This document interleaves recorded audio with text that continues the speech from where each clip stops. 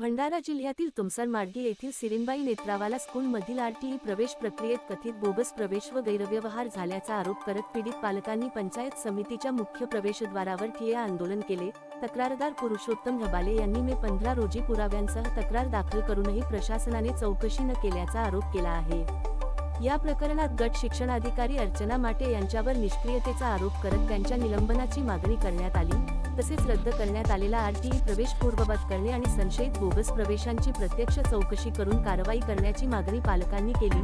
7 दिवसांत न्याय न मिळाल्यास तीव्र उपोषण छेडण्याचा इशाराही आंदोलनकर्त्यांनी दिला आहे। मी अमित मेश्राम, सामाजिक कार्यकर्ता तुमसर, आणि हे जे आपले आज पंचायत समितीला आम्ही आलेलो आहोत, तर आरटी म्हणजे जे मोफत प्रवेश दिले जाते, काही 25% जे कोटा असते गरीब दुर्लभ विद्यार्थ्यांच्यासाठी, परंतु हे प्रवेश केल्यानंतर ऑनलाईन जे आपण आरटीमध्ये ॲडमिशन करतो, तर ते जे अप्लाय केल्यानंतर त्याच्यामध्ये नियमानुसार सगळे कागदपत्र दिले, परंतु पंचायत समितींनी आधी ॲक्सेप्ट केले त्यांना आणि मग नाकारले।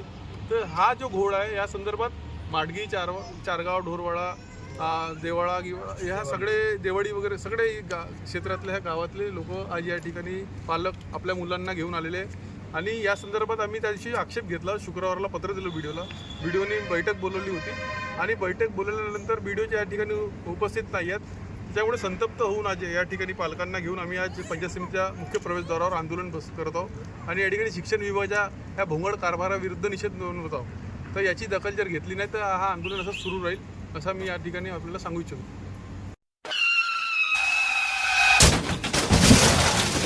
आता गाडीवर मोबाईल नंबर नाही तर इमर्जन्सी QR कोड लावा, जे तुम्हाला अडचणीच्या वेळी मदत करेल।